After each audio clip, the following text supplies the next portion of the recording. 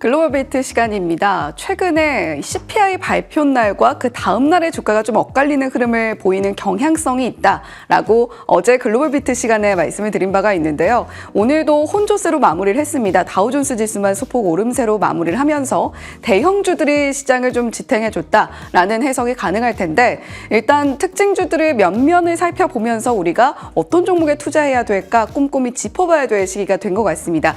오늘 체린 앵커가 또 특징주 준비해줬는데요. 어떤 특징주들 살펴볼 수 있을까요? 네, 현지 시간 13일 특징주 시황 정리해 드리도록 하겠습니다.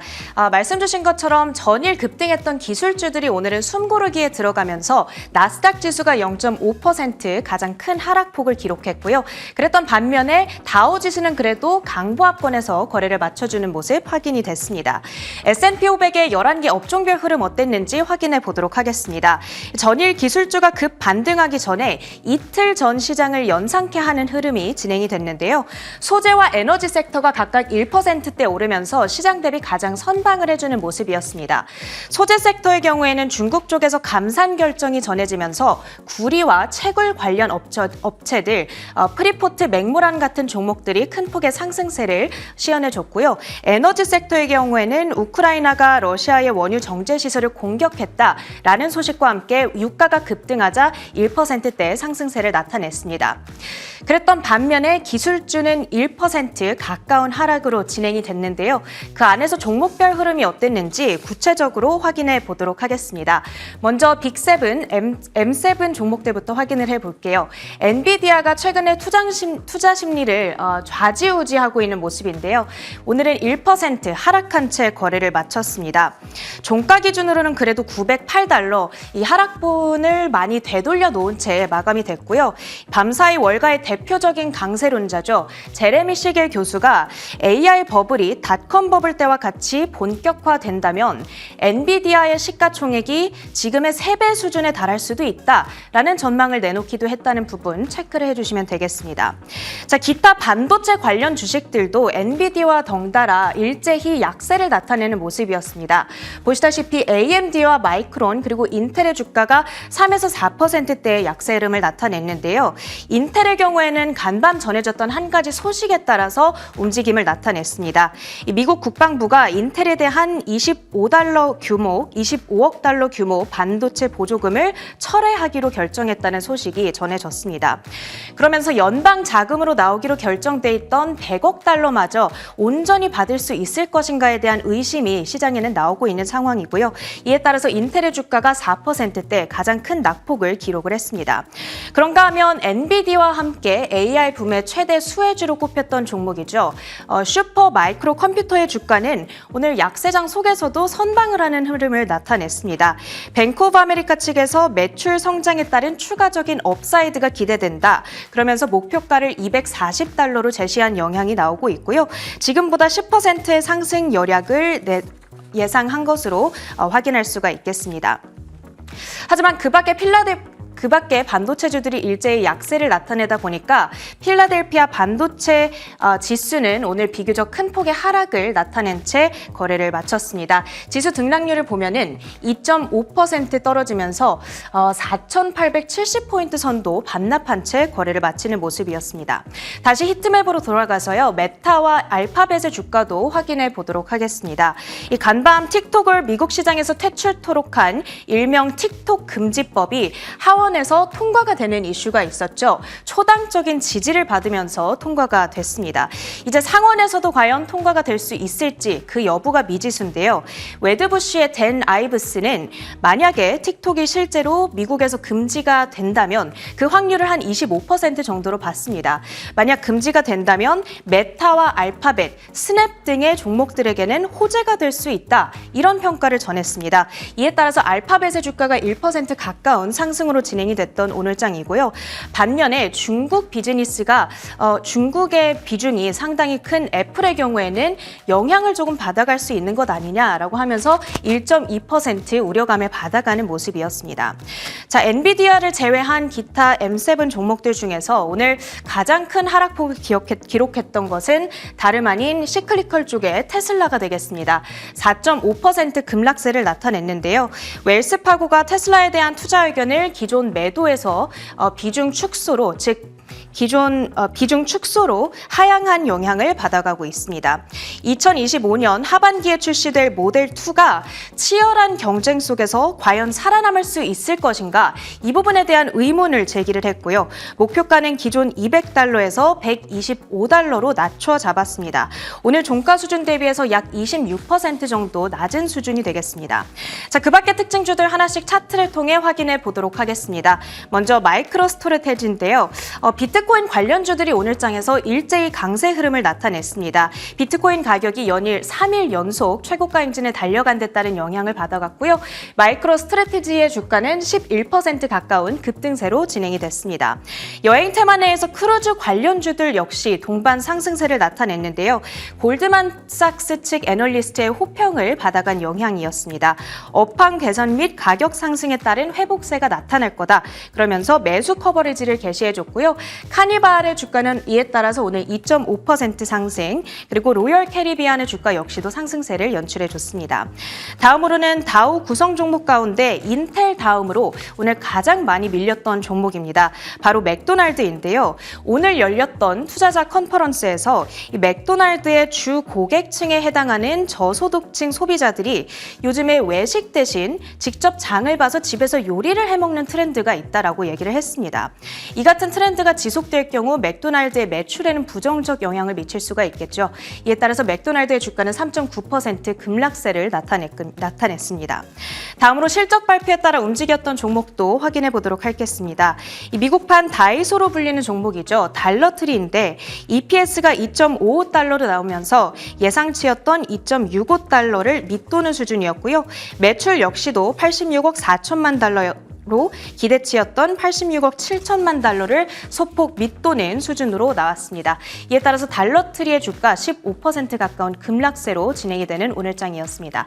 특징주 시황 정리해드렸습니다. 외신 헤드라인으로 이어가 보겠습니다.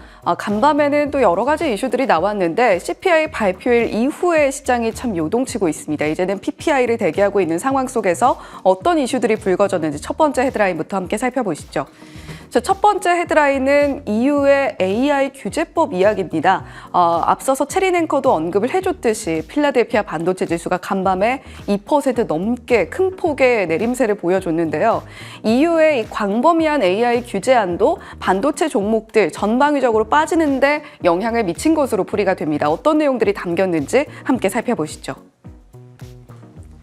유럽의회는 현지 시간 13일 프랑스 스트라스부르에서 열린 본회의에서 AI법 최종안이 찬성 523표로 가결됐다고 밝혔습니다. EU 27개국 장관들이 다음 달 1일 최종 승인하면 관보 개제를 거쳐 규제법이 연말쯤부터 순차적으로 시행될 전망입니다. 일부 금지 조항은 발효 뒤 6개월부터 적용되며 이후 단계적으로 도입돼 2026년 이후 전면 시행됩니다. 최종안은 AI 활용 분야를 고위험 등급부터 4단계 위험 등급을 나눠 차등 규제하는 것으로 의료, 교육 등 공공서비스, 선거, 핵심 인프라, 자율주행 등 AI 기술을 사용할 때 사람이 반드시 감독을 하고 위험관리 시스템도 구축해야 합니다. 법을 위반할 경우에는 경중에 따라 전 세계 매출의 1.5%에서 최대 7%에 해당하는 과징금이 부과될 수 있습니다. 자, 이런 AI 규제법과 관련해서 아무래도 전 세계에서 최초로, 그리고 AI라는 이 생성형 AI라는 기술도 계속해서 발걸음을 떼고 있는 상황인 만큼 여러 가지 시선들을 교차하고 있습니다.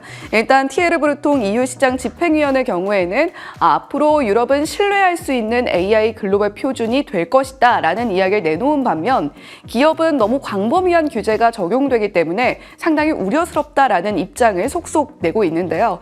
일단 유럽에서 이야기를 하고 있는 4단계 모델은 이렇습니다. 절대로 받아들여질 수 없는 리스크들에 있어서는 완전 금지가 되고요. 하이 리스크부터 제한된 리스크 그리고 작은 리스크들까지 상세하게 등급을 나눠서 규제가 이루어질 전망입니다. 특히 생체 인식이라던가 이런 부분들에 있어서도 규제가 이루어질 전망이기 때문에 많은 기업들의 변화 움직임이 감지될 수 있으니까요. 이 부분까지 추가적으로 체크해 보시면 좋겠습니다.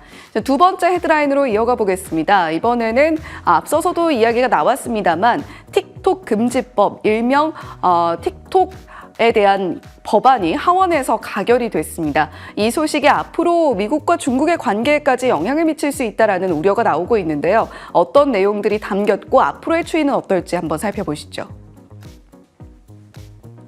미 하원은 현지 시간 13일 외국의 적이 통제하는 앱으로부터 미국인을 보호하는 법안, 이른바 틱톡 금지법을 찬성 352표, 반대 65표로 가결했습니다.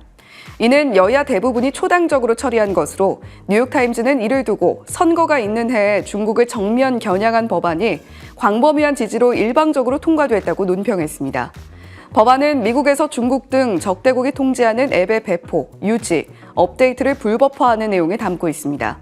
중국의 바이트댄스와 틱톡 등 자회사가 여기에 포함되며 법안이 발효되면 바이트댄스는 6개월 안에 틱톡의 미국 사업권을 매각해야 하고 매각에 실패할 경우 구글이나 애플 등은 앱스토어에서 퇴출당하게 됩니다. 네, 지금 현재 틱톡을 금지하고 있는 국가, 완전 금지는 빨간색으로 표현이 되고 있고요. 중동 국가들이 여기에 좀 해당이 됩니다.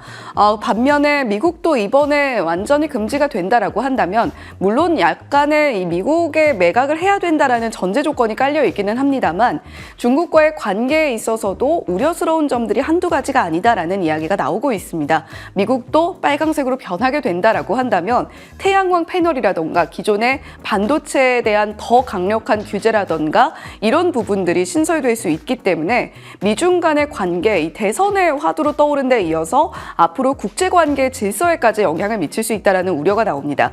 미중 관계가 흔들릴 때 우리 시장에도 함께 영향을 미치는 종목들과 이슈들이 많은 만큼 계속해서 체크를 해보셔야 되겠고요. 남아있는 것은 상원의 표결인데 상원의 통과는 그렇게까지 쉽지는 않을 것이다라는 이야기도 함께 나옵니다. 그 추이가 어떻게 될지 계속해서 짚어보고 저희도 정리해서 드릴 수 있도록 하겠습니다. 자, 세 번째 헤드라인으로 이어가 보겠습니다. 엔비디아 과연 어떻게 되는 걸까요? 주가의 흔들림이 심상치가 않습니다. 그럼에도 불구하고 $1,000에 갈 수 있을 것이니까 조금 더 가져가 보자라는 의견이 있는 반면 엔비디아를 가지고 가는 것은 불장난이다라는 굉장히 과격한 발언까지도 함께 나오고 있습니다. 엔비디아를 바라보는 시선들 오미주에서 정리했습니다. 엔비디아 주가는 지난 7일 926.69달러로 종가 기준 사상 최고치를 기록한 뒤 다음 달인 8일에는 엔비디아 주가가 5% 이상 급등하며 974달러까지 올랐다가 5.6% 급락한 채 마감해 장중 10%포인트가 넘는 주가 변동성을 보였습니다. 데이터 센터용 GPU에 대한 수요는 둔화 조짐이 보이지 않지만 투자자들의 차익 실현 욕구가 높아지고 있어 하락 리스크에 취약해졌다는 우려가 나오는 이유입니다. 투자 뉴스 레터 분석으로 증시 흐름을 전망하는 허버트 레이팅스의 마크 허버트는 일 10%포인트 이상의 주가 반전은 2000년 닷컴 버블 고점 근방에서 자주 일어났던 일이라고 설명하고 있습니다. 그리니치 자산관리의 CIO인 바한 잔지아는 엔비디아의 주가 매출액 비율 PSR을 보면 주가가 매출액의 35배에 거래되고 있는데 이는 다른 기술 기업에 비해 매우 높은 수준이라고 평가하고 있습니다. 자, 그런가 하면 엔비디아 보유 자체가 불장난이라고 평가하고 있는 기관의 경우에는 엔비디아가 50에서 90%까지도 폭락할 수 있다라고 이야기를 하고 있는데요. 이는 상당히 좀 극단적인 표현으로도 받아들여질 수가 있는데 대부분의 투자자들의 경우에는 엔비디아가 이제 오를 만큼 올랐으니까 차익 실현을 해야 되지 않겠냐라는 심리가 반영이 되면서 주가의 변동폭이 크게 가져가고 있는 거고요. 반면에 또 이런 의견도 있습니다. 엔비디아가 지금 오히려 최고점에 와 있지 않다. 조금 더 가지고 가야 된다는 의견도 있고요. 엔비디아를 가져가는 것이 조금 무섭다면 일단 차익 실현을 하고 엔비디아를 상품군으로 담고 있는 ETF에 투자하는 것도 하나의 방편이 될 수 있다라고 제시를 하고 있으니까요. 혹시나 엔비디아를 새로 진입하시려는 분들이 아니라 엔비디아를 보유하고 계신 분들이라면 투자에 참고해 보시면 좋겠습니다. 자, 마지막으로 비트코인과 유가 가격 함께 전해드리겠습니다. 비트코인이 간밤에 또 한 번 73,000달러 선 선을 돌파하면서 사상 최고치를 경신해냈는데요. 비트코인 현재 이 가격대에서 계속 움직이고 있고 이더리움도 다시 4,000달러대를 넘어서는 모습을 보여주고 있습니다. 현재 비트코인의 이러한 랠리로 인해서 밈코인의 급등세도 상당히 무섭게 나타나고 있는데 도지코인, 페페코인 많이 들어보셨죠? 3월 들어서 상당히 많은 시총의 증가폭을 보여주고 있습니다. 이제는 600억 달러도 넘어섰다라고 이야기가 나오고 있는데 이런 밈코인들은 가격 변동폭이 크니까 주의를 하셔야 되겠고요. 간밤 유가는 미국의 원유 재고가 다소 감소했다라는 소식이 들려오면서 3% 가까운 급등세를 보여줬습니다. 79달러 선 후반선에서 거래를 마치는 모습 보여줬으니까요. 유가도 투자에 참고해 보시면 좋겠습니다. 지금까지 글로벌 비트 전해드렸습니다.